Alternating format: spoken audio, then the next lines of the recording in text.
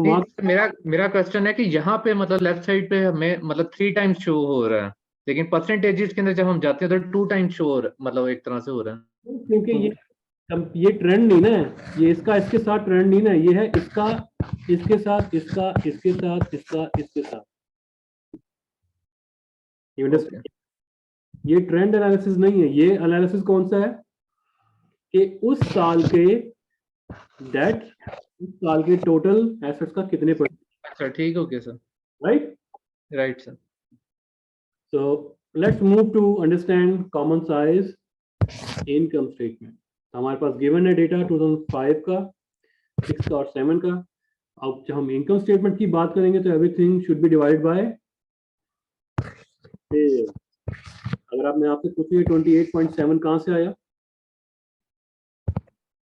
605 divided by sales 2106, everything should be divided by sales. अगर even कि हम जो इंटरेस्ट एक्सपेंस है वो भी देख रहे हैं तो वो भी डिवाइड बाय सेल्स। सेल्स है। हालांकि दोनों के दरमियान रब्त क्या है?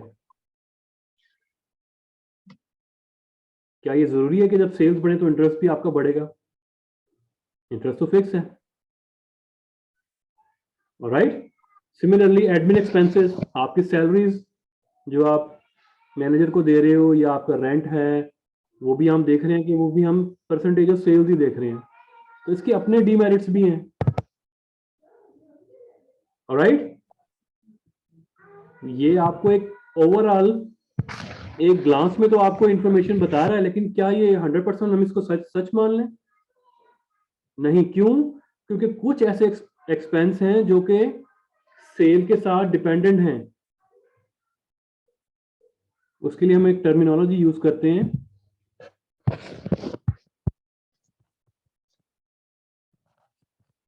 स्पॉन्टेनियस, या पता नहीं स्पेलिंग, आई थिंक मैं लैक कर रहा, स्पॉन्टेनियस। सर ऊपर वाले ठीक हैं, ए वाले, मेरा ख्याल है। बहरहाल खैर, आई थिंक स्पेलिंग में थोड़ा कर गया, लेकिन क्या बोलेंगे इसको? स्पॉन्टेनियस। स्पॉन्टेनियस आइटम्स हैं जो कि डायरेक्टली सेल्स के साथ प्रोपोर्शनेट हैं, राइट? तो कॉस्ट ऑफ गुड्स सोल्ड तो स्पॉन्टेनियस आइटम है, जस्ट जितना ज्यादा सेल करोगे उतनी ज्यादा आपकी प्रोडक्शन कॉस्ट भी ज्यादा होगी, तो रॉ मटेरियल भी लेना पड़ेगा। तो ये तो लॉजिक बनती है कि सेल्स से डिवाइड की जाए। Gross profit is also logic बनती है कि भाई net sales minus cost of goods हो रहा है, तो ये भी कोई इतना ज्यादा प्रॉब्लम नहीं है।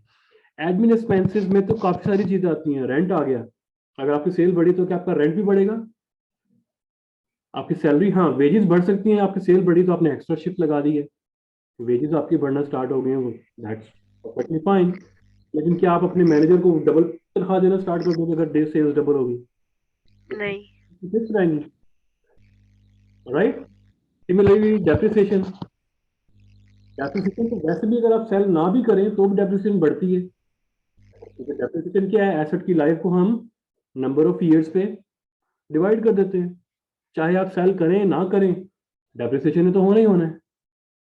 तो इसका क्या मतलब है कि हम कॉमन साइज एनालिसिस में भी 100% ट्रस्ट नहीं कर सकते, लेकिन हाँ ये आपको एक ओवरऑल एक अच्छी इंफॉर्मेशन क्विक वे में आपको दे देता है, बजाय इसके कि हम इंडिविजुअली देखें सेल अच्छा इतने इतने इतने इतने बड़े, अच्छा एडमिशन 180 से 383 402, अच्छा ईबीटी इतनी इतनी।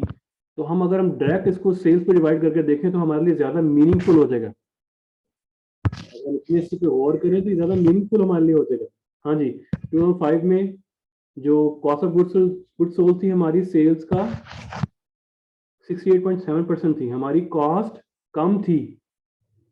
2006 में हमारी कॉस्ट ज्यादा होगी और 2007 में हमारी कॉस्ट और ज्यादा हो गई। मतलब क्या है? वजह क्या है? क्या लेबर की हमने वेजेस बढ़ाई हैं?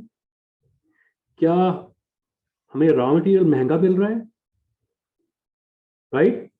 क्या हमारे मैन्युफैक्चरिंग ओवरहेड ज्यादा हो गए हैं? यूटिलिटीज के बिल ज्यादा आना स्टार्ट हो गए हैं? वॉचमैन पहले नहीं था, अब हाँ आना स्टार्ट हो गया है। गोडाउन के एक्सपेंसेस बढ़ गए हैं। तो ये हमारे लिए एक सिचुएशन है which need to be address.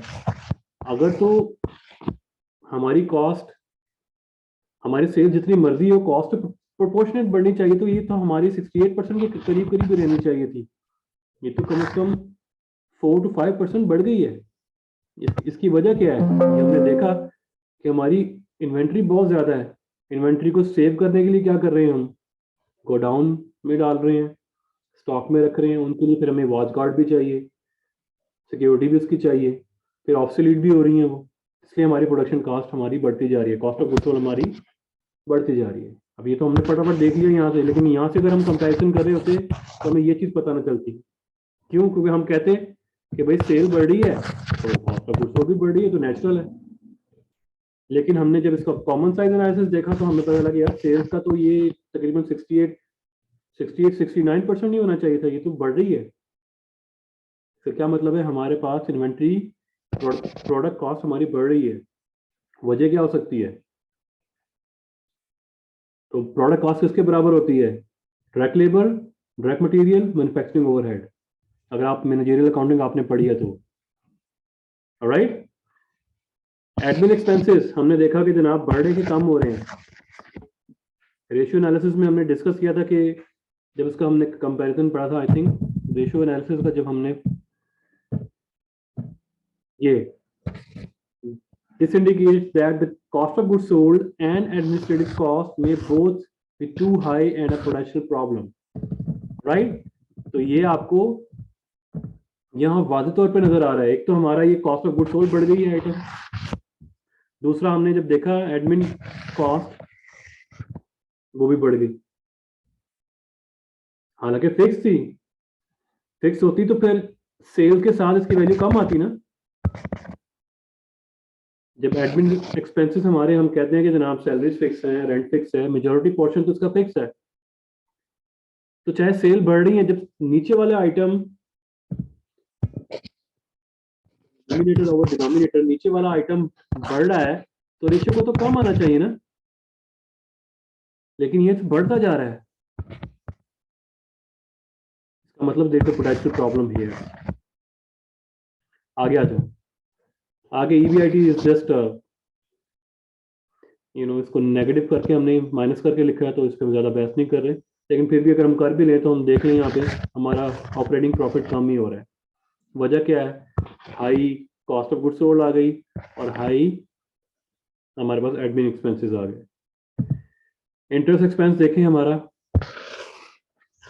बढ़ गया है, उसकी वजह हमें नजर आई कॉमन साइज इनकम स्टेटमेंट में, क्योंकि हमारा लोन भी बढ़ा। तो इज दिस अलार्मिंग और नॉट? हम लेवरेज रेशियो में गए, जाके देखा कि, और ट्रेंड एनालिसिस देखा, इंडस्ट्री एनालिसिस देखा, तो हमें पता चला कि यार नहीं, we are safe here. Earning before tax देखी हमने, ऑफ कोर्स जब ऑपरेटिंग इनकम कम हो रही है तो अर्निंग बिफोर टैक्स भी कम ही होनी है, अर्निंग आफ्टर टैक्स भी कम होनी है। उसके बाद अगर हमने डिविडेंड की देखें सूरत हाल, तो डिविडेंड भी हम दे रहे हैं और डिविडेंड की रेशियो हमारी कम हो गई है। अब डिविडेंड की रेशियो कम होगी, इसकी दो वजूहत हो सकती हैं। या तो आप डिविडेंड प्रॉफिट अपने शेयर होल्डर को डिस्ट्रीब्यूट नहीं कम कर रहे हो, इसका मतलब आप अर्निंग को रिटेन कर रहे हो कोई फ्यूचर नीड्स के लिए, फिर तो समझ में आती है बात। दूसरी बात क्या है? आपने कमाया ही कम है। जब आपकी नेट इनकम कम हुई है, आपने क्या किया कि यार हम कम डिस्ट्रीब्यूट करें, क्योंकि जाहिर बात है हमने इंटरेस्ट भी देने हैं, हमने एडमिन एक्सपेंसेस भी मीट करने हैं, तो ये इस वजह से हम ज़्यादा प्रॉफिट डिस्ट्रीब्यूट नहीं कर रहे, अपनी आप रेशियो भी मेंटेन नहीं कर रहे, 4% भी मेंटेन नहीं कर रहे। आल्दो एब्सोल्यूट वैल्यू कम ही होनी है, क्योंकि अर्निंग कम है तो एब्सोल्यूट वैल्यू भी कम होनी है। दे हम 50-50 रहे हैं, राइट? लेकिन एब्सोल्यूट वैल्यू में अगर हम देखें तो ये इसका जस्ट 2.4%, 2.3% है। ये हम सिग्नल तो मार्केट को दे रहे हैं, देखो जी हमारी कैश डिविडेंड तो बड़ी स्टेबल जा रही है, हर साल हम $50,000 जो है ना वो हम डिविडेंड पे कर रहे हैं, लेकिन असल में क्या कर रहे हो आप? परसेंटेज वाइज देखो आप बिलो जा रहे हो, कम दे रहे हो। इसकी वजूहत दो हो सकती हैं, या तो आप रिटेन कर रहे हो अर्निंग, डिस्ट्रीब्यूट नहीं कर रहे फॉर फ्यूचर नीड्स के लिए, या फिर आप एक्सपेंसेस को मीट करने के लिए आप रिटेन कर रहे हो क्योंकि आपकी कॉस्ट बढ़ती जा रही है। तो ये हमने यहाँ नया कंफर्म भी कर लिया। ऑलराइट गाइस, समझ आई? तो ये भी एक क्विक एनालिसिस है जो कि आपको 100% तो नहीं बताएगा, बिकॉज जाहिर बात है मैंने आपसे बताया कुछ स्पॉन्टेनियस है जो कि सेल्स के साथ इंक्रीज कर रहे हैं, और कुछ सिमिलरली अगर आप यहाँ भी देखें इसमें बैलेंस शीट पे भी देखें तो जरूरी नहीं है कि आपका हर चीज जो है ना वो एसेट के हिसाब से टोटल एसेट ही उसका डिनोमिनेटर बने। हाँ, हमें ये पता है कि अगर हमारे एसेट इंक्रीज कर रहे हैं तो हमारी इन्वेंट्री बढ़ रही है। Okay, make sense. हमारे अकाउंट रिसीवेबल बढ़ रहे हैं। क्या अकाउंट रिसीवेबल का बढ़ना कोई बिजनेस की एक्सपेंशन की कोई कोई मतलब ये पॉजिटिव साइड है? It can be negative and can be positive. हो सकता है आपकी कलेक्शन पॉलिसी बड़ी वीक हो, कस्टमर आपको डॉज करा रहे हो, आपको पे ना कर रहे हो, आपके अकाउंट रिसीवेबल बढ़ते जा रहे हैं, या कस्टमर आपके डिफॉल्ट हो गए हैं, आप उनको कस्टमर को यहाँ से निकाल नहीं रहे। क्यों? क्योंकि आपकी बैलेंस शीट बिग देखनी चाहिए। या वो इन्वेंट्री जो एक्सपायर्ड हो गई है, जो खराब हो गई है, आप उसको यहाँ से निकाल नहीं रहे हो, अपने बिजनेस में आपने रखी हुई है। क्यों? क्योंकि इससे ये फिगर ज्यादा आएगी तो हमारे टोटल एसेट्स भी ज्यादा आएंगे, हम कागजों में पेपर वर्क में बड़े अच्छा लगेंगे कि हमारी कंपनी की वर्क बहुत ज्यादा है।